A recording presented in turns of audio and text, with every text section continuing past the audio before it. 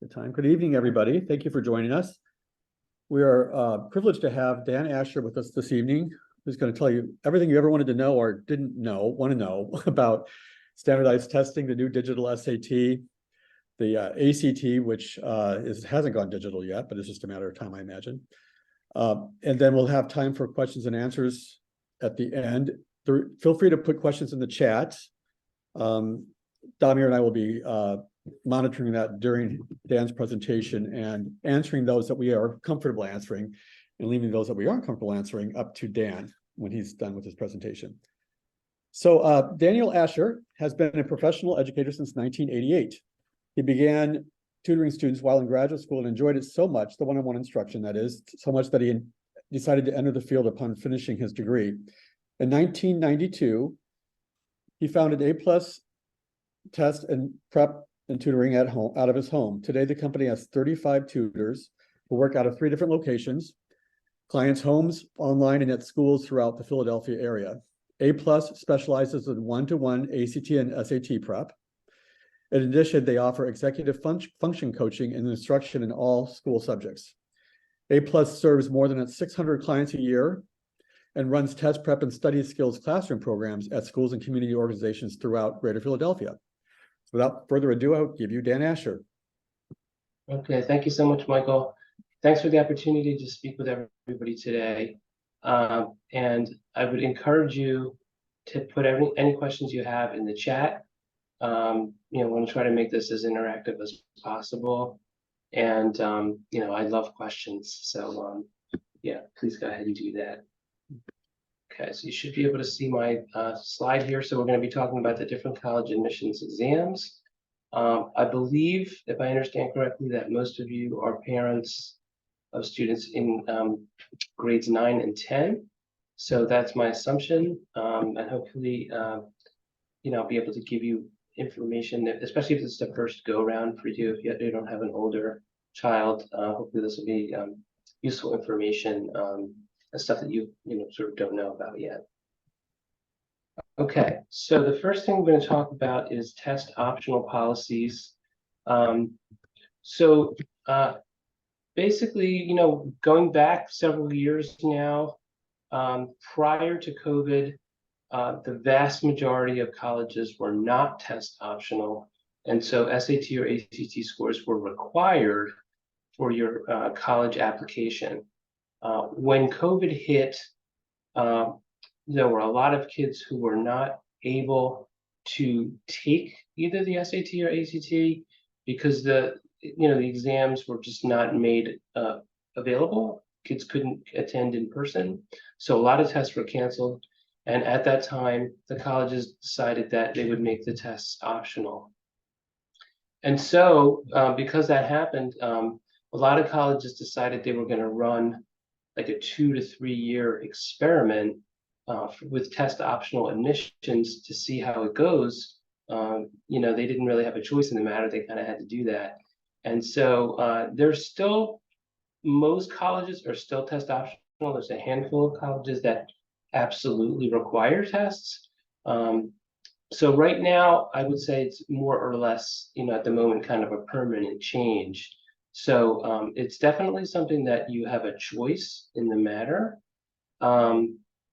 It obviously varies quite a bit from college to college. So it's really important that you do your homework and you understand what the college's requirements are. And I'm going to be talking a lot more about some of the other options, like there's something called test flexible, which we'll discuss. But for right now, the kids that are currently in high school, they're definitely going to be dealing with the test optional admissions environment. Okay, so the first thing I'm going to talk about is the categories of colleges. So we have, I have basically 3 different categories that I've broken it out to here. We can separate the colleges, and these are the 4-year colleges. I'm not talking about like community colleges. So about 1% of colleges are those that we typically think of as the most selective. And a lot of these colleges have very low admission rates, sometimes as low as 5%. So you probably read about this in a newspaper, and they're talking about some of the most sort of well-known selective colleges, including the Ivy Leagues and some of the colleges that are in that similar category, like Stanford or Chicago, places like that. They're going to still be looking at test scores as a very significant portion or data point in the application. So you have to keep in mind that these colleges are receiving a tremendous number of applications. And in fact, because of test optional, the number of applications they're receiving has really spiked. So they're typically getting anywhere from like 10 to 20 times the number of applicants compared to the incoming class size. And so the way to think about it is, if you're looking at these colleges, you sort of need to know what their baseline is in terms of what scores you need. Colleges will generally publish what they call the middle 50%. So they're going to publish a 25th percentile number and a 75th percentile number. So let's say, just as an example, there's a college that publishes that mid 50%, and maybe the 25th percentile number is, let's say 1350. I'm just making these numbers up off the top of my head. And maybe the 75th percentile number is 1500. So that's their middle 50%. That means if you have a score above 1350, you're sort of in the running for a school like that. You just have to make sure that you understand that while it's not required, it's test optional, it's going to be, you're going to be at a disadvantage in these very selective schools if you don't have scores. That's just kind of the way it is.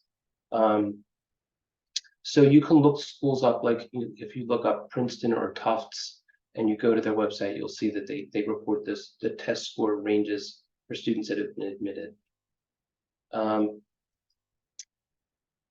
About 20% of colleges are in this, somewhat selective, I should say. They're competitive, but not as competitive as those top schools.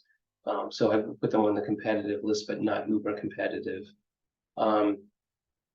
Again, they're still going to be looking at test scores. They may not be as important. The most important factor is going to be the grades. That's always the number one factor, is grades. And number two is always going to be the challenge level of the courses that the kids take.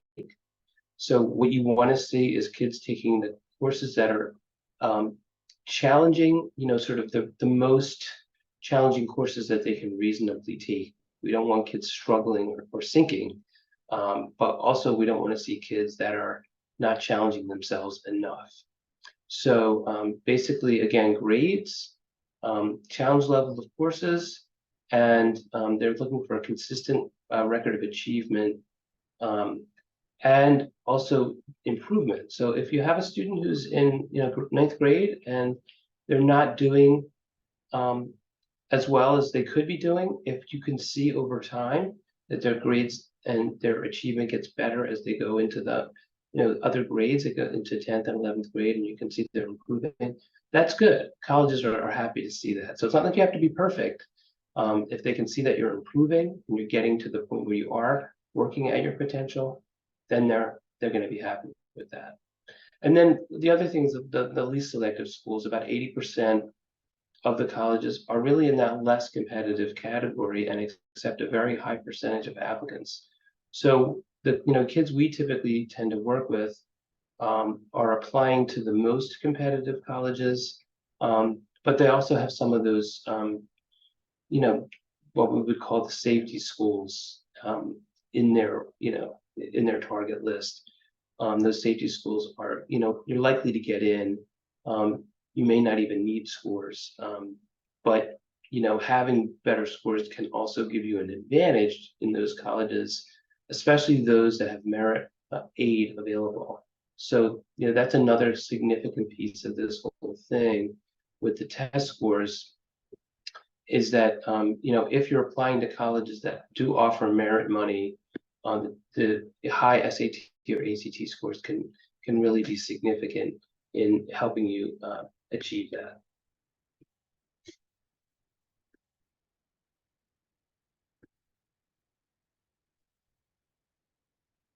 Okay, so what does test optional really mean? So again, it's optional, so students have the option to submit scores or not submit scores. It's important to remember that test optional does not mean test blind. There are some schools, most notably the public colleges in California, the University of California system and the California state system, that are test blind. So if you're applying to one of those systems and you submit scores, they won't even consider them. Okay, that's what test blind is, but that's a rarity. Very few colleges are in that category.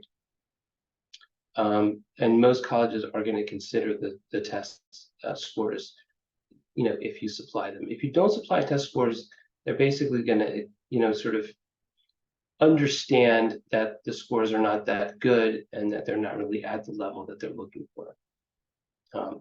One thing to consider and a way to think about it is you can decide whether to submit test scores on a case-by-case basis. So again, if a student is applying to an uber competitive college and maybe their scores are not, at the level that they think are appropriate for that college, but they have excellent grades, they're taking extremely challenging courses, and they have a lot of other aspects of their application that are really strong, they may want to apply to that specific college without scores, but maybe at the next level down on the colleges that are still on their list that are not the most competitive, they may want to use scores because they are in range. So you really can take it on a case-by-case basis.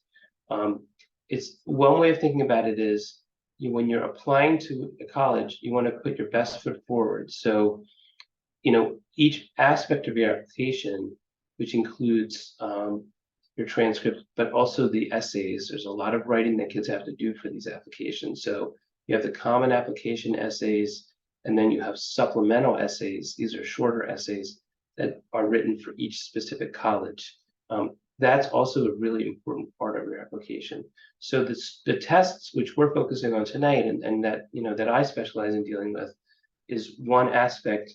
You want to try to make that as strong an aspect of your application as possible, but realize that there are a lot of other factors that go into it. For high-scoring students, scores can be considered in the same way. One would want to highlight a strength, such as an academic award or other accomplishment. So you sort of want to think about it that way. Again, take it on a college-by-college basis. Okay. So choices about SAT and ACT testing. Okay. Obviously, if I'm talking to a parent of a senior, then this is really not necessary because they're already beyond that. But for kids that are in the earlier grades, it's important to consider whether the SAT or ACT is a better fit. So I'm going to be talking about that this evening. For these two exams, so 1.9 million students in the class of 2023 took the SAT at least once. That was up from 1.7 million in the class of 2022. So that while that's not as high as the record number who took the exams right before the pandemic in 2019, it's still a relatively high number by historical standards. It's higher than the year 2015, for example. So even though there was a dip that happened in the number of test takers with the pandemic, that's really rebounded. So it's gotten back to the point where it's most kids are taking these exams. Next thing that's important to understand is the most recent data from the College Board indicates that 63% of students took the SAT during a school day, and that number has continued to rise. So the College Board and the ACT have been going in, actually partnering with states. That's not happening here locally, but in a lot of states, they're actually offering the test to students during a school day, not on a Saturday, and that's also driven up the numbers.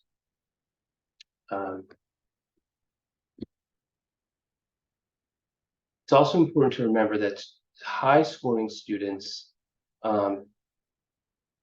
take the test at much higher rates than kids that are lower scoring. So for example, let's say you have a kid who's getting in the 1,400 range in the SAT. That student is likely to take the test 2, 3, even 4 times, whereas a student who's getting 1,000 may only take the SAT once. Because those kids that are high scoring kids are motivated to continue to take the test and try to push their score up, including, which we'll talk about a little bit later, something called super scoring, where you can take your highest score in each area. So again, you have to remember that those kids that are getting high scores and are applying to the most competitive colleges are also very motivated to move their scores up. They're taking the test repeatedly. And so it just kind of continues to sort of push everything up. And that those most competitive colleges are kind of expecting that those kids are going to be, coming in with pretty high scores.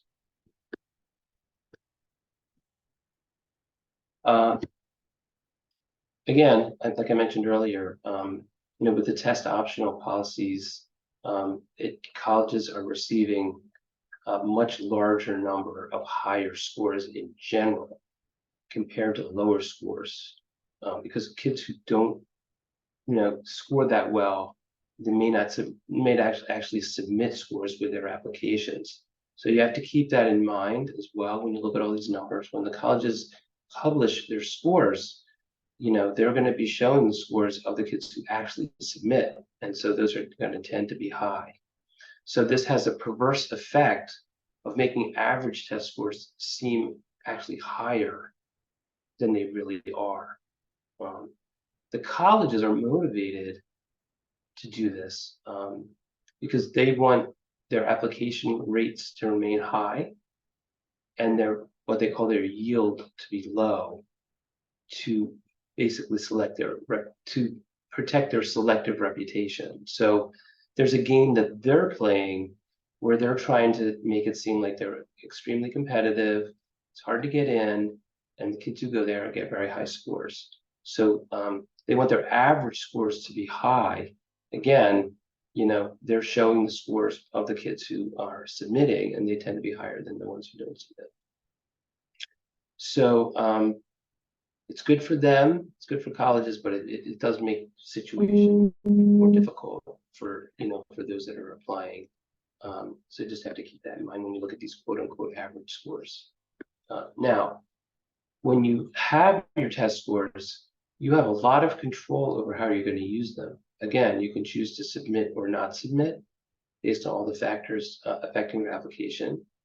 So it's really important to talk with your student about whether they should plan to take a test and whether they should prepare, whether the scores are going to help or hurt your application. And again, that's on a college by college basis.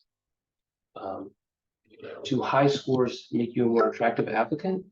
Yes, generally they're going to make you a more attractive applicant, especially considering your grades. Again, if you have, one thing that we didn't talk about yet is if you have a student who may not have the best grades, having higher test scores can make them look like a better applicant because it shows that they have the ability to do the work. There's a potential there. And so that can help you with your applications. Okay, so a couple of common myths to talk about. One is, in our area, those of us who grew up in this area and also on the West Coast, the SAT was always the big test. Everybody took the SAT on the East Coast and the West Coast. The ACT was a test that was, more or less known in the Midwest and some areas in the South, but people on the East Coast and West Coast really hadn't even heard of the ACT. Over the last 10 or 15 years, the two tests are equivalent now, and the colleges consider them the same. So some parents are still under the impression that colleges prefer the SAT, but that is absolutely not the case. The tests are considered to be exactly the same. There are some differences, which I'm going to talk about this evening, but please remember that the colleges do not have a preference.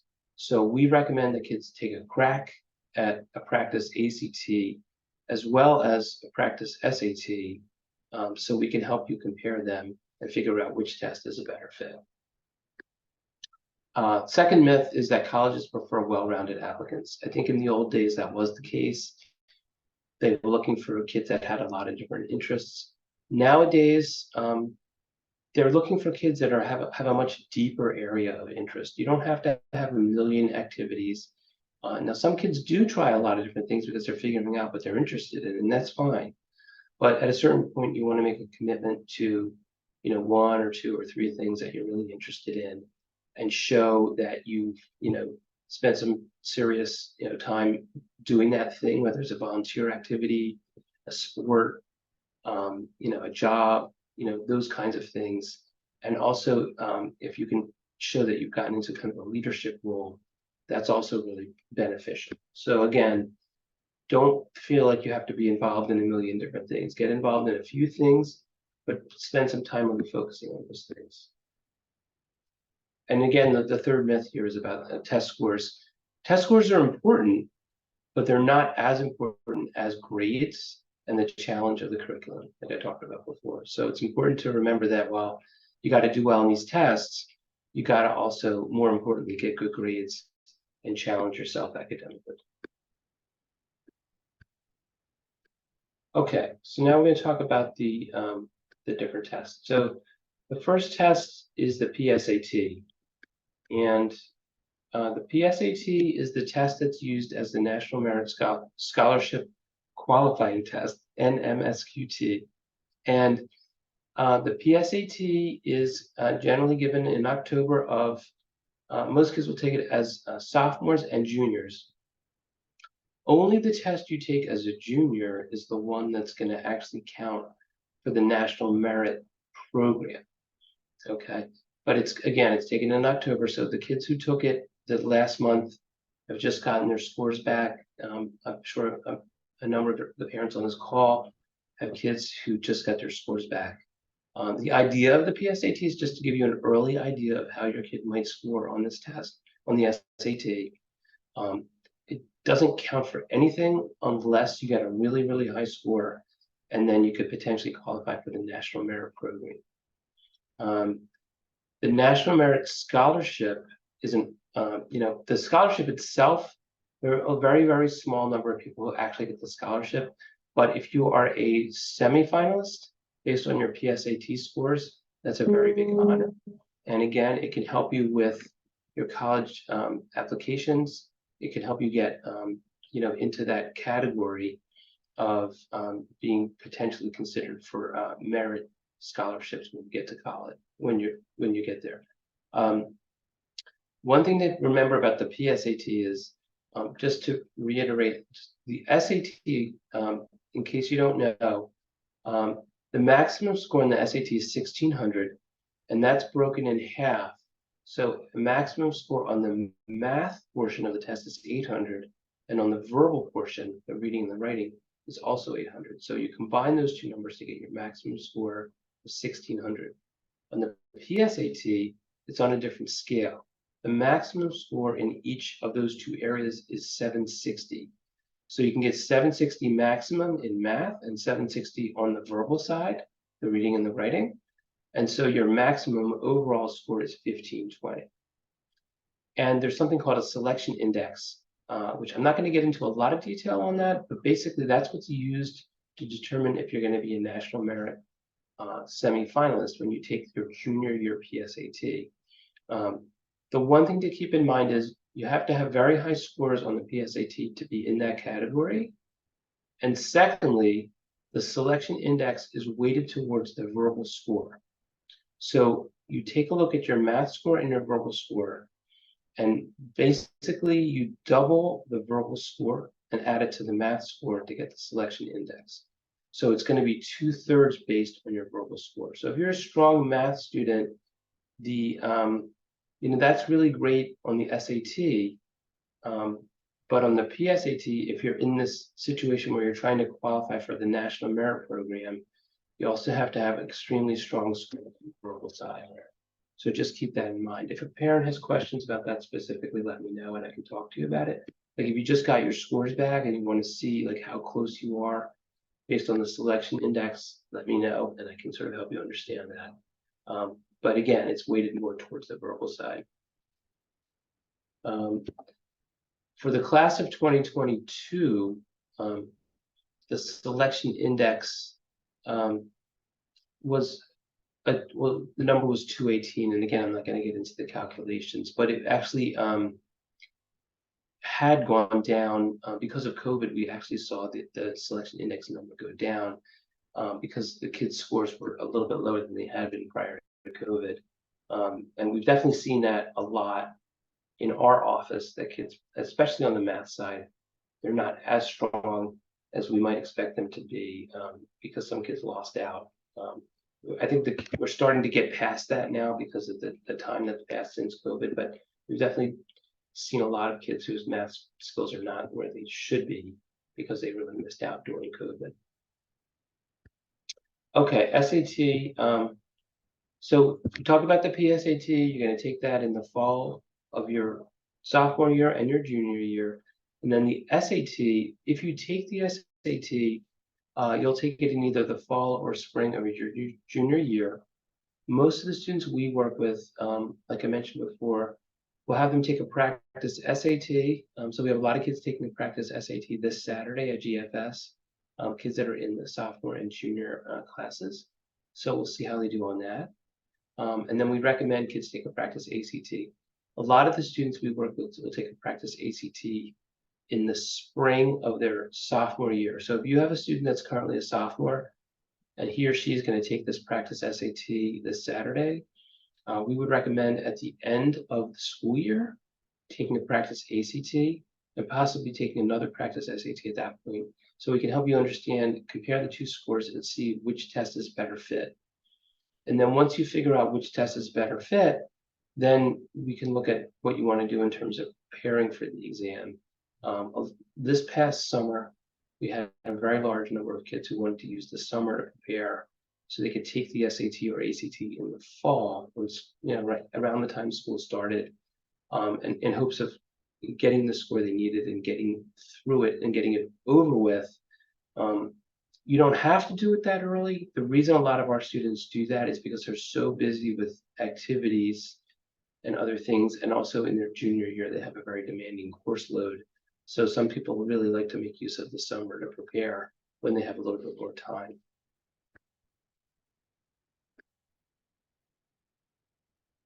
Okay, just for folks who may remember the SAT subject test a few years ago, there was something called the SAT subject test. When I was a kid, they were called the achievement tests.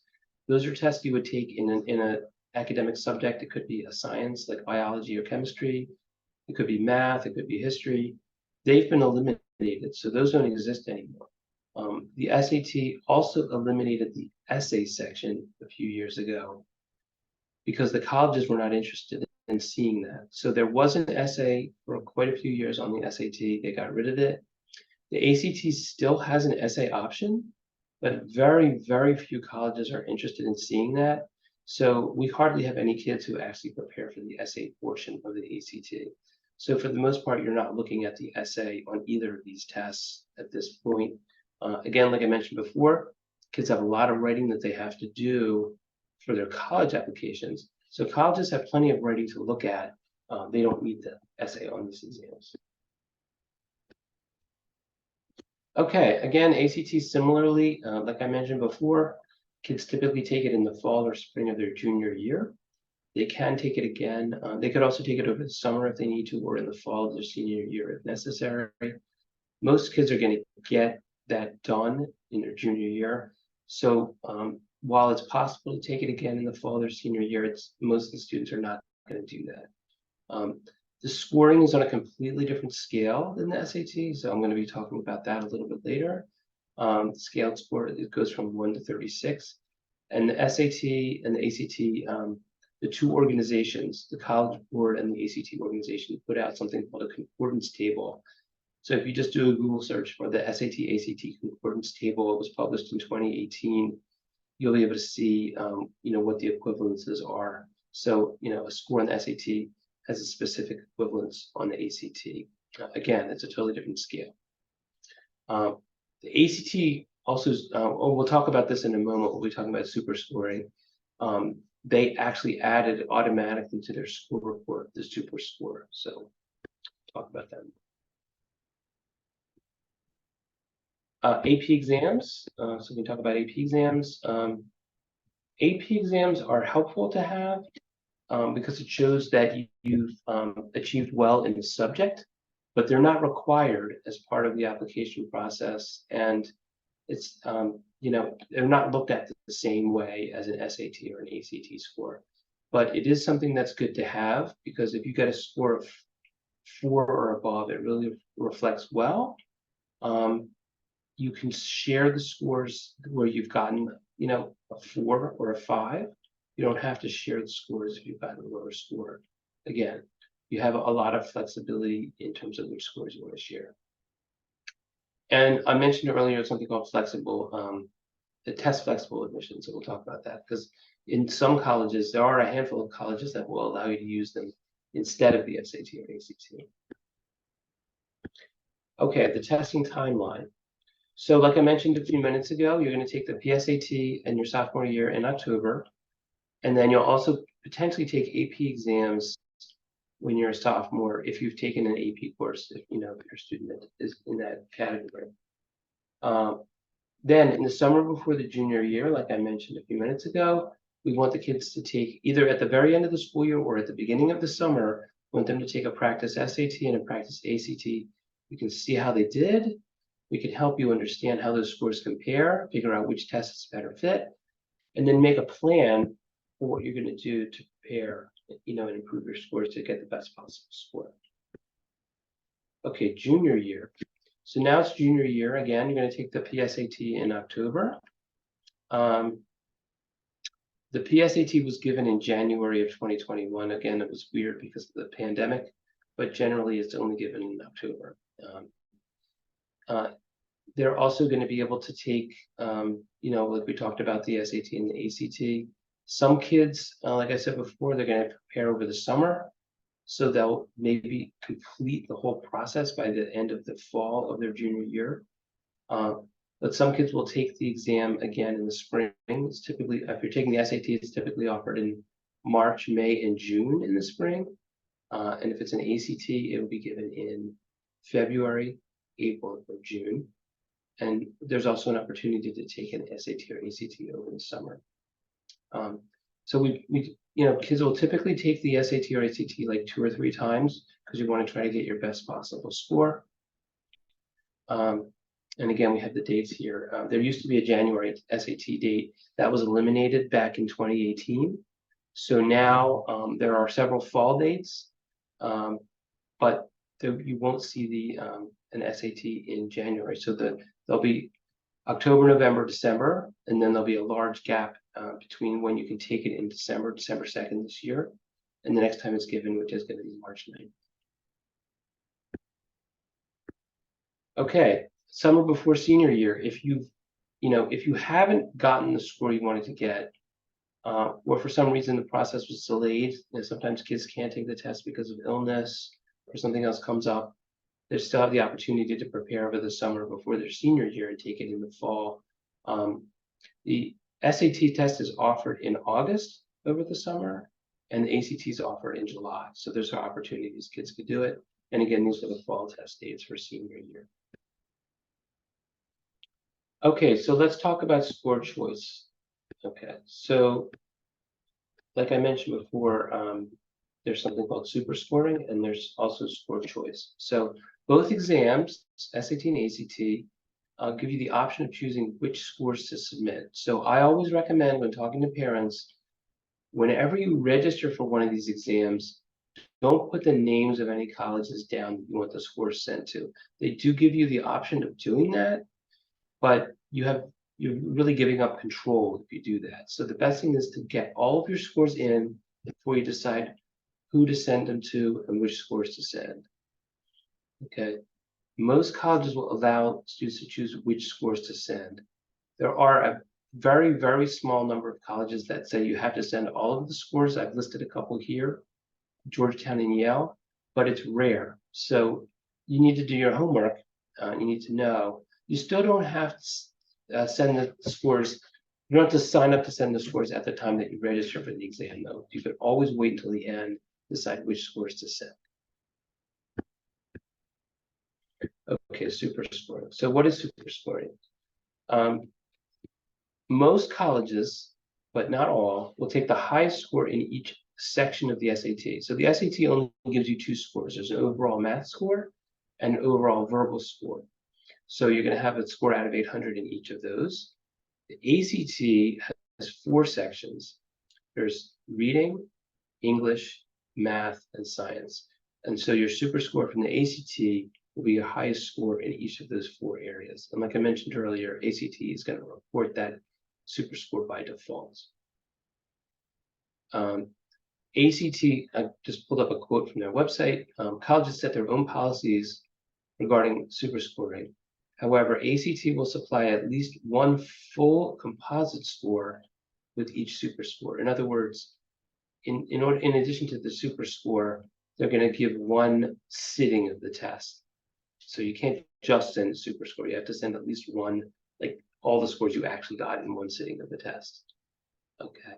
So they say they encourage colleges and universities to consider adding super scores to their score use policy because their research shows that super scores are just as predictive, if not more predictive, of first-year grades as other scoring methods. So they've done research to show that the super score is actually very predictive of how students will do their first year of college.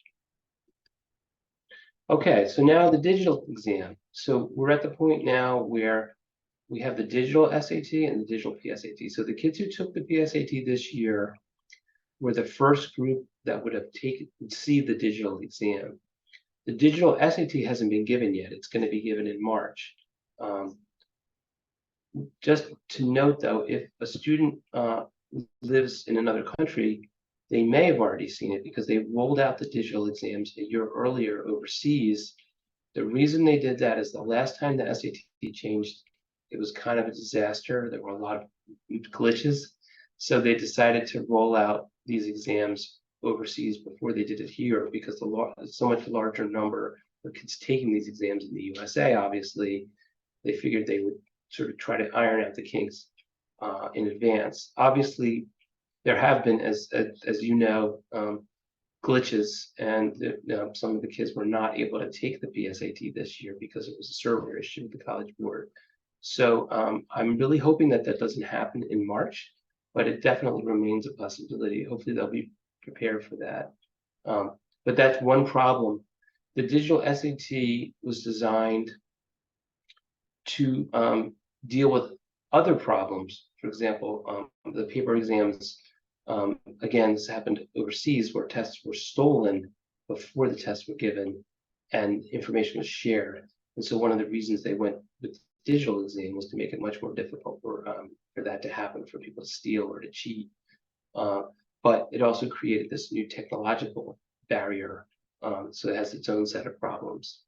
But in any case, the scoring remains the exact same on the digital exam. So according to the College Board, if you took a paper test and you got a 500 on the math, you should be getting the same score on the digital exam. That's what they're saying according to the way they've constructed the exam and all the research that's gone into preparing it. They're saying that the scores are the same and that they're correlated across the paper and digital exams. Okay, I have a note here about accommodations. I know that, again, we're running this practice SAT on Saturday. If kids are having, if they feel like they need accommodations and they haven't been approved, please talk to the psychologist at GFS because you have to go through the process of getting approved for accommodations.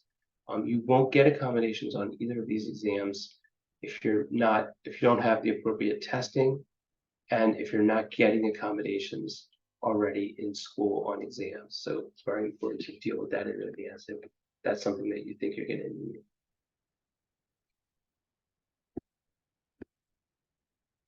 And I just have a slide here with just a list of the most common accommodations. And again, if you're interested in that information, let me know and I can share it with you. But the vast majority of kids who get accommodations are kids are getting extended time. So in 95% of the cases, if kids are getting an accommodation, it's extra time. And in the vast majority of those cases, they're getting 1.5 times or 50% extended time on the exam.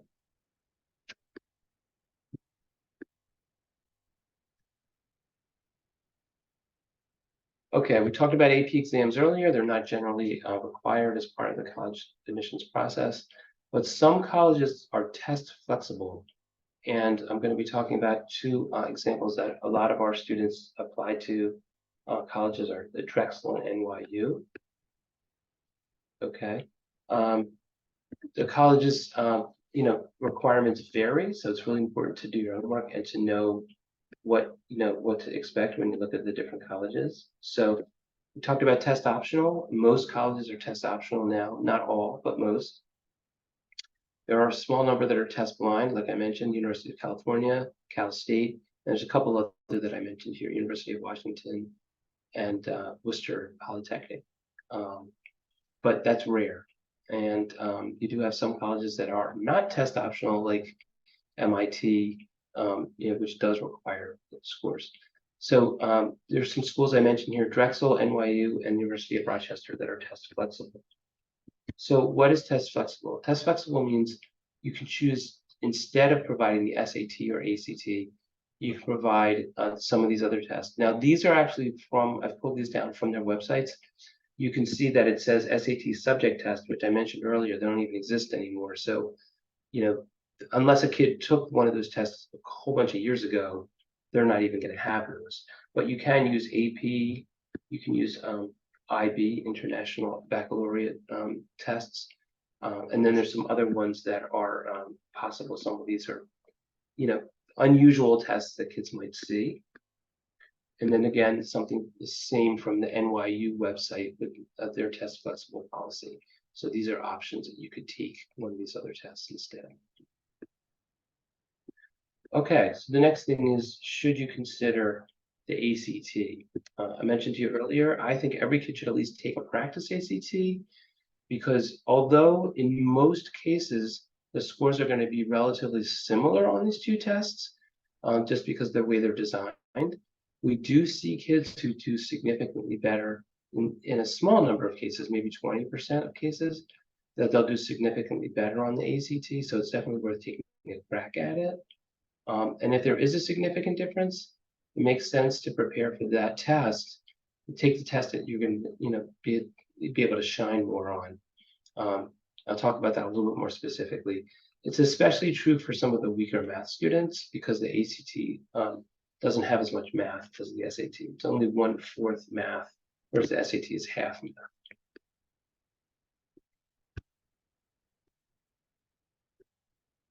Okay, if we have a situation where we have the kids take both practice exams and we see that the scores are equivalent, and we look at other factors, like I mentioned, about their math skills, etc., it's possible it'll just come down to a question of which test the student is more comfortable with. Sometimes one test is a better fit just in terms of the way your mind works. We have we use something called Mindprint as well, which is a cognitive assessment that we have our kids do before we start tutoring them. And it tests things like visual memory, verbal memory, processing speed, spatial reasoning. And so sometimes that gives us an indication that one test or the other is a better fit based on those factors.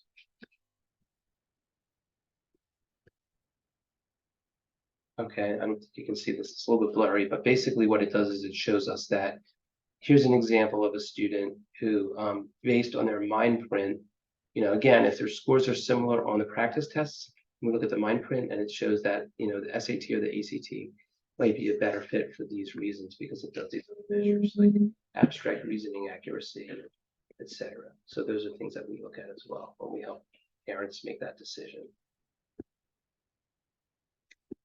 Okay. So now, looking at the comparison between the two tests. So because we're dealing with this now, the digital SAT, there are some changes that are relevant here. So first of all, We've seen a lot of kids like the digital exam because they're used to doing a lot of things on a computer or on an iPad. So they like that aspect of it. And so it's actually pretty popular. But don't forget, the ACT is tried and true. It's been around forever. And it really hasn't changed much. The SAT's changed a whole bunch of times over the last 20 years or so. ACT is very stable. And it's just the old-fashioned paper exam. And so, especially now, like I mentioned earlier, there have been glitches. There was a glitch with the PSAT. You could potentially run into a glitch with the SAT just because of the technology. So kids that are concerned about that, they may want to consider just taking the ACT because we don't have to deal with that issue. Digital SAT is a shorter exam now. They took a decent amount of time off the test for the digital exam.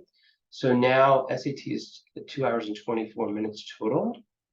ACT is about 3 hours and 10 minutes. So it's somewhat shorter, and there's more time per question. So digital SAT has 95 seconds per math question and 71 seconds per reading and writing question.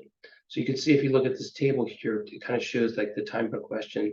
The ACT is going to be more rushed per question. And so some kids like the fact that it's not as, the SAT, again, is not as fast paced. But in any case, it's still important to try both tests and see which one that you do better on. Because you might, some kids will feel like they did better on one test, but when you look at the actual result, you'll see that they did better on the other test. But anyway, this is what we're seeing now that the digital exam, they've sort of increased the amount of time per question and kind of, in a way, taken the timing issue out of the equation somewhat. Okay, the next thing we have to talk about is what's called section adaptive. So what does that mean? The SAT now has 2 modules for the math and 2 modules for the verbal side. And what's going to happen is when you start the test, the first module you'll take will be the reading and writing section 1. And depending on how you do on that module, the computer will serve up the second module, and they'll give you either an easier or harder version of that second module. Okay, so it's called section adaptive because everybody's going to see the same basic level of questions on the first section, but the second section, you'll get easier or harder questions based on your performance on the first section. Okay, it's important to remember, though, the kids are not going to see the same questions. So, if you have 5 kids sitting next to each other taking the actual SAT, they could all be seeing different questions, but they're all at the same level on that first module. The SAT just has a ton of questions it can pull from now in this digital exam, which is one of the reasons that you can't cheat on it. It's like not like you can look at your neighbor's paper because they're going to be showing different questions. But the first section of math and the first section of verbal are going to all be at the same level for kids, but then the second section is going to be either easier or harder. Another thing is that the reading passages on the new SAT are much shorter. So on the old exam and on the ACT, you have a longer reading passage, and you may have 4, 5, 6, 7 questions about that reading passage. On this new SAT, because it's digital, they've significantly changed it. So they're only giving you like a paragraph length piece of text that you have to look at and then answer a question about. So there's only 1 question per passage. So that is a really significant change on this test. I think that does make it easier. It's easier. That doesn't mean you're going to get a better score. Like I think it's easier because you only have a small amount of text to look at. But again, your score is really based on how you compare to everybody else who's taking the test. So it doesn't necessarily mean you're going to get a better score on it, but it may seem a little bit easier when you're taking.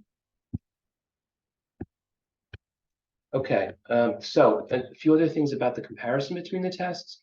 So the ACT takes a broad but shallow approach and covers more math topics, while the SAT puts a heavy emphasis on algebra and data analysis. So, there are fewer math topics on the SAT. It really focuses on like some specific areas of algebra specifically, and information like about graphing different kinds of lines and curves and things like that. Whereas there's a lot, like a wider range of topics on the ACT. The ACT is more straightforward, though. The questions are a lot more like what you're used to seeing in class, whereas the SAT presents the math questions in a way that you may not be as familiar with. So again, you prepare for it, you're used to it.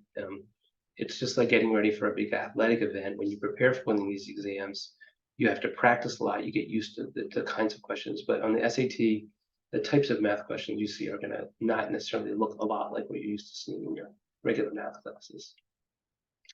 The SAT has some non-multiple choice questions on the math. The ACT is all multiple choice. SAT is mostly multiple choice, but 25% of the questions are not multiple choice. So you just put a numerical answer down for that. And then finally, the other thing on the slide here is that the SAT is including the Desmos graphing calculator on the test. So because it's a digital exam, they can actually include the calculator on the test. So when the students bring their device to the testing site and they load up the app. Now our practice exam is going to be a website, so you don't have the Blue Book app. But the Blue Book app is the app that the College Board is providing that kids have to download in order to take the exam. But in either case, whether it's the practice test or the Blue Book app, you're going to have access to this Desmos calculator. Most kids are very familiar with Desmos already because they would use it in their math classes. But it's also still possible to bring your own calculator if you prefer that.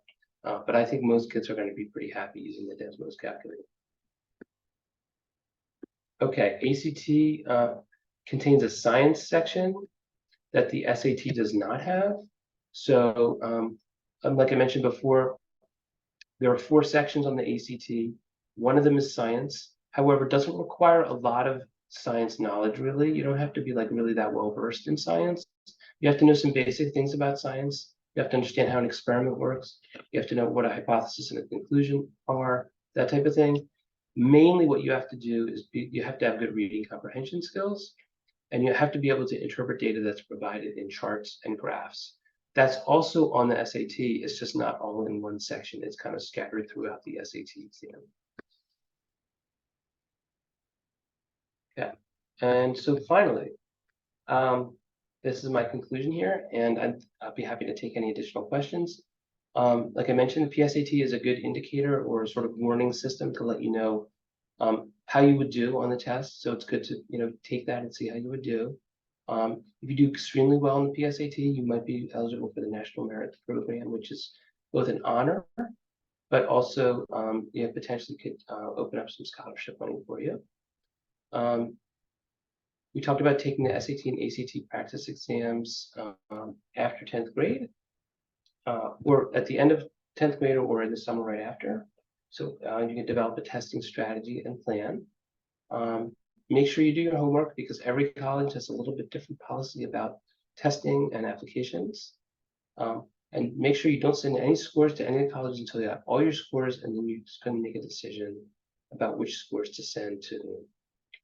Okay, looks like we have a question. We do. Okay. Go ahead. Let's see here. Yes, someone raised their hand and I gave them permission to talk. Okay. Yeah. All right. Well, if anybody has a question, I'd be happy to answer it. Otherwise, you can see my Oh, wait, contact. excuse me. He needs to please unmute. He needs to unmute first. Okay.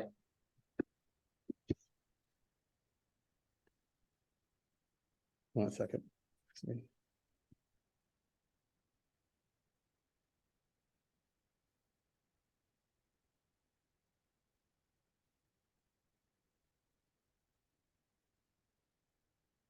Well, anyway, just going to mention again, I have my contact information up here. So if you have any questions, if you want me to share the slides with you, if you have questions about the Mindford assessment that I mentioned earlier, just send me an email or give me a call. I'd be happy to help you with that. Okay, so good. Okay.